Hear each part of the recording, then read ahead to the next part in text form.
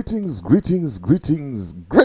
and more greetings to you good people. My name is DJ Oli and welcome to 2.5 Creative Studios. Chitubu che content, chitubu chisinga apu chitubu chinoniwa nemunhu wese, chitubu chakavhenekwa chikaongororwa nana mazvikokota kunzi aiwaka. Chitubu ichi chine content iri healthy, content iri clean, content yakachena yakakodzera kunge ichikonsumwa nemunhu akaita kunge iwewe. Ndosaka uri panapa muzuva ranhasi. So if it's your first time here, dzvanya subscribe button and the notification bell so that you don't miss out on any exciting content uploaded.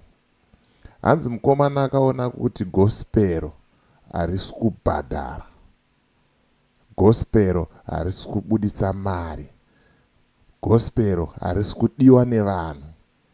Akagara pasi akakwenya musoro akati ndoita sei? Akati the best way rega ndidzokere kwanga ndiri ndaita sei? Ndaidya muri ichiguta. Ndo mashoko ababa Harare ari kutaurwa nevanhu ari mumastreets zvamanje manje. Then tobva ipapo toenda panyaya yavamagaya. Hanzi vamagaya varikuda kukwikwidza kuti vaite president weZIFA, vamhanye bhora. But problem yaitika havana 5O levels. Zviri kunzi vakatonyora. Vamwe vese ndogona kuvarambira hangu panyaya dzechitsotsi nekutonyora. But Magaya kwandiri hangu, I've got nothing against him, but imbavha is a suspect. Fesi yake ndongotaura kuti hama one. Ende nyaya dzake dzatinonzwa dzakawanda. Ndo nyaya mbiri dzandangoya nadzo ndimbokupakurirai. Zimbabwe sekuru kana mazogara. Zimbabwe ifirimu every day panenge pane chinhu chimwe nechimwe chinenge chichiitika. Saka ine zvamagaya vari kupomerwa mhosva kunzi vakatonyora kuti zvibviswe izvozvo, requirement iyoyo. Nyaya yacho ndichada sei ndichakuratidzai, but sezvamunoziva ndisati ndapinda munyaya yangu ndikuti kana une bhizimusi raunaro rauda kushambadzirwa ndibate.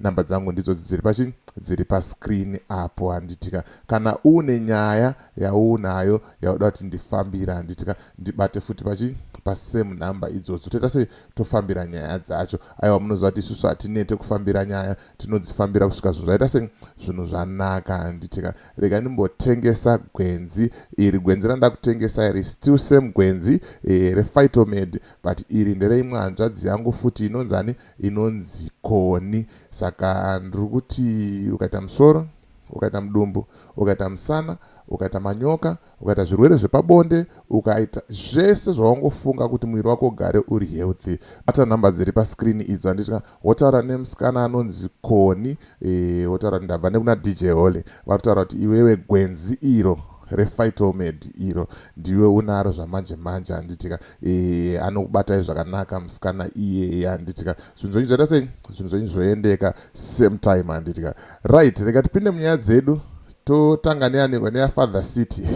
Hanzi mambo Davhita. Right, vazongomuka vakatsamwa mukuru, vakaisa muzvambarara murabaraba wetsamba iyo irapo iyo. Aiwa, ndatoisa iri hombe kudai, so kuti muite sei muone mega, muverenge mega, but ndichazongokusamataizirai kuti munzwisise kuti zviri kufamba sei. Handitika saka vari kutaura kuti ndinokutendai nerutsigiro rwenyu, ndinokutendai nekumira neni, nekuchinja kwandakaita ndichibva kuJiti ndichienda kugospero.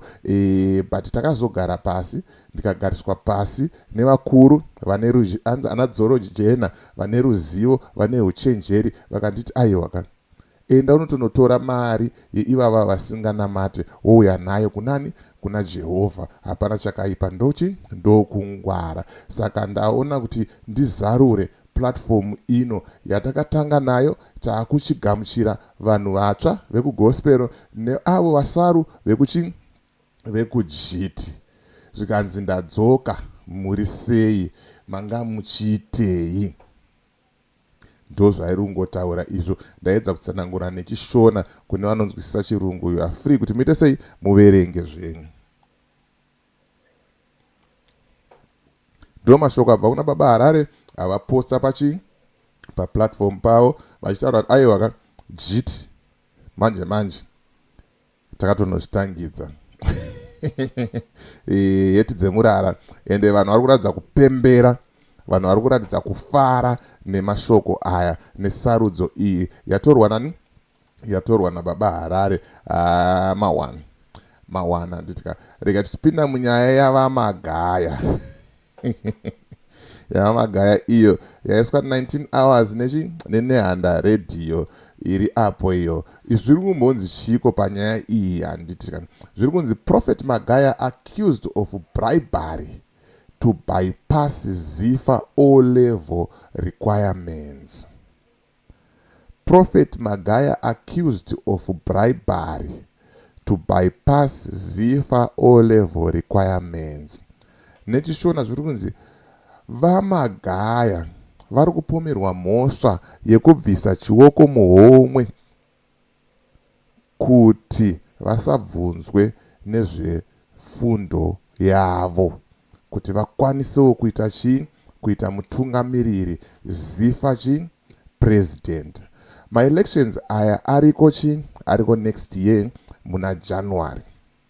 Vakawanda kutaura kuti kuda Peter Ndlovu, vanhu vane manhingirikini avo akawanda, mafavorites avo vari kuita sei avari kuda kuti vambogarawo pachigaro ipapo. Vamwe vari kuti vamagaya ngavambosiyana nazvo vaite chii, vaite zvechechi. Vamwe vari kutaura kuti aiwa Magaya ndiye munhu wacho anotochimhanya nekuti ndiyega munhu akakwanisa kuvaka chii, akakwanisa kuvaka stadium. But nyaya yanetsa inyaya ye5 O levels.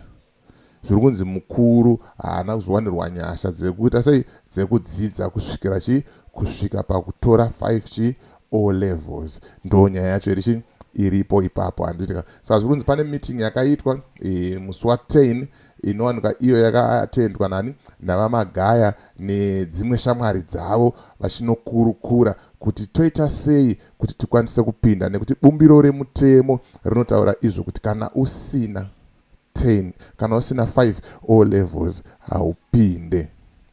Hauite sei, haupinde kana usina 5 O levels. Ndozvokutaurwa nemutemo wenyika. Amenoti munoti chii nazvo zviri kutaurwa nenehanda redhiyo izvi? Zvinobuda here? Zvinobuda here? Ko kana vakabhadhara chiwoko muhomwe vakapapinda tinowina here? Pane post yandaona vamwe vachikurudzira kuti anzi Magaya ndiye achatisvitsa kuKenani, achatisvitsa kuKenani panhabvu dzedu. Ameno panyaya dzenhabvu, ameno kuti munotiwo chii nazvo nenyaya iyoyo handitika. Let me just look for the post quickly tichiita zvimwe ndikuratidzei, because vanhu vakaona vanenge vachifunga kuti ndotaura nyaya dzemusoro wangu. Inini handitauri nyaya dzemusoro wangu, handitauri nyaya dzandisina kuona, ndotaura nyaya dzandakaita sei, dzandakaona handitika. Iyo ndo post yacho iri apo iyo. Mazvionera chii, mazvionera mega. Zvikanzi vamagaya ndiyo vanotisvitsa chii, vanotiyambutsa panyaya dzenhabvu. Handizozive kuti munoti chii nazvo. Isa comment mucomment section, wotaura mafungiro ako, wotaura maonero ako kuti bho here zviri kuitika izvi. As for me, DJ Holly and the rest of the crew behind the scenes, tiri kuti it's bye for now. Ngatisangane muvidhio rinotevera.